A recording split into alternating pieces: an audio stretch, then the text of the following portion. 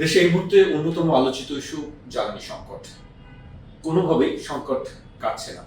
সরকার জ্বালানি তেলের দাম নির্ধারণ করে দিল, এখনো বাড়েনি সরবরাহ। যথারীতি পাম্পগুলোতে দেখা যাচ্ছে সেই দীর্ঘ লাইন। এর প্রভাব পড়ছে সব ক্ষেত্রেই। এই বিষয় নিয়ে আজকে কথা বলেছি আমরা সাংবাদিক ও কলামিস্ট এম এ আজিজের সঙ্গে। সংকটের শেষটা আমরা সংকট তৈরি করিনি, সংকটের শেষটাও আমাদের হাতে নেই। এখন যে প্রধান সংকট জ্বালানি সংকট, এটা ইরান এবং যুক্তরাষ্ট্রের যে যুদ্ধ, সাথে ইসরায়েল ধরেন যুদ্ধ, এই যুদ্ধতে হরমুজ প্রণালী বন্ধ হয়ে গেছে এবং তাদের এই যুদ্ধ যদি যতক্ষণ মীমাংস না হবে ততক্ষণ পর্যন্ত আমাদের দেশ সহ এরকম আমাদের এই নিম্ন মধ্যবিত্ত দেশগুলোতে কিন্তু জ্বালানি সংকট থাকবে। এবং জ্বালানি হচ্ছে জীবন এবং জীবিকার লাইফলাইন। আপনার জ্বালানি সংকট যদি হয়, আপনার জীবন চলবে না, আপনার জীবনযাত্রাও চলবে না। আপনার সারা পৃথিবীতে আপনি দেখেন এই জ্বালানি সংকটের কারণে নিত্য পণ্য থেকে শুরু করে সব জ্বালানি তেলের দাম সব কিছু বেড়ে গেছে। আমাদের যে সরকার জোর করে জ্বালানি তেলের দাম কম রেখেছিল, কিন্তু সেক্ষেত্রে জ্বালানি তেল দাম বৃদ্ধি করেছে।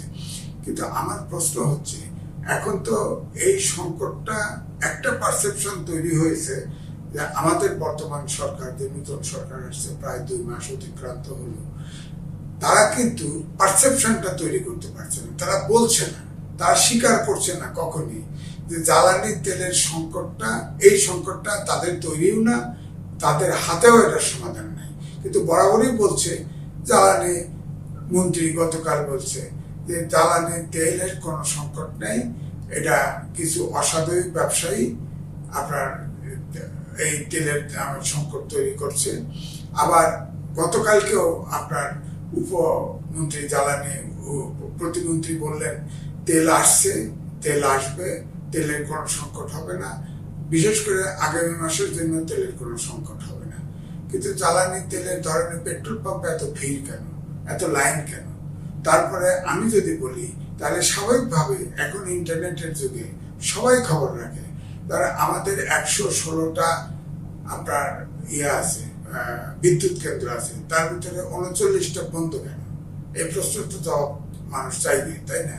তারপরে ধরেন আপনার আপনার ধরেন এই যে ধরেন অকটেন, করোনা কালে আপনার ডিজেলে কিন্তু কৃষিটাকে বাঁচায় রাখছে। এখন ডিজেল সংকট, ডিজেলে 15 টাকা বাড়ানো হয়েছে। ডিজেলটা যদি থাকতো তাহলেও কিন্তু আপনার কৃষি কার্য এখন সেচ দিতে পারছে না, মাছ ধরতে পারছে না, ট্রলারে পানি ডিজেল নাই।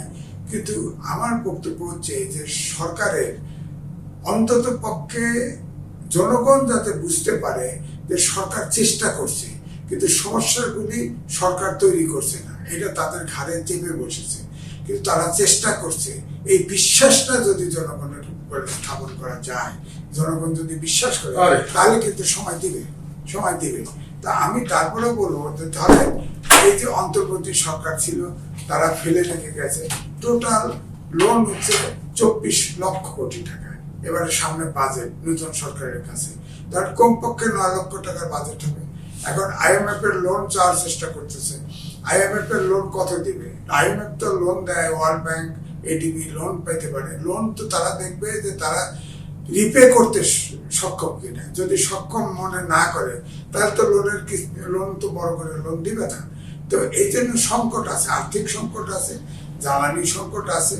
সরকারের যেটা উচিত সেটা হলো জনগণের যে পারসেপশন যাতে তৈরি না হয়, সবকিছুকে চেপে রাখা। এবং সমস্যা হয়তো সরকার মনে করেছে এই হরমুজ প্রণালী বা যুদ্ধ হয়তো আলোচনা হচ্ছে, থেমে যেতে পারে, তাহলে আমরা অন্তত জনগণ বুঝতে পারবে যে আমরা একটা বিশাল সমস্যার সমাধান করে ফেলছি। এই ধারণার দরকার নেই। গণতান্ত্রিক সরকার নির্বাচন করে এসছে। এখন আমার বক্তব্য হচ্ছে সরকার জনগণ যাতে তাদের ভুল না বোঝে, কোনো কিছু গোপন না করা, সরলভাবে সবকিছু স্বীকার করা এবং সমস্যার সমাধানের জন্য চেষ্টা করা। প্রয়োজনে শহীদ প্রেসিডেন্ট জিয়াউর রহমান কিন্তু প্রত্যেকটা সংকট কিন্তু রাজনৈতিক দলের বাইরে গিয়ে ওই সেক্টরের বিশেষজ্ঞদের সাথে আলাপ করতে আলাদাভাবে। তিনি প্রধানমন্ত্রী, এখন মাননীয় প্রধানমন্ত্রী, তাদের সাথে কথা বলতে পারেন, সমাধান কোন পথে হবে।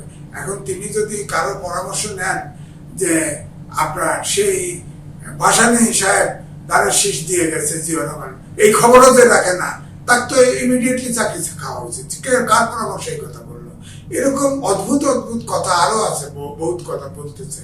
সুতরাং আমার কথা হচ্ছে যে কল্পনা প্রসূত কত কথা না বলে, মাইলেজ পাওয়ার জন্য না করে, সমস্যাগুলোকে চিহ্নিত করা, প্রকৃতপক্ষে এক্সপার্টদের দিয়ে এবং জনগণকে সত্য কথা বলা। কারণ সংকট সরকার তৈরি করে নাই, সংকট সমাধানের হাত সরকারের হাতেও নেই।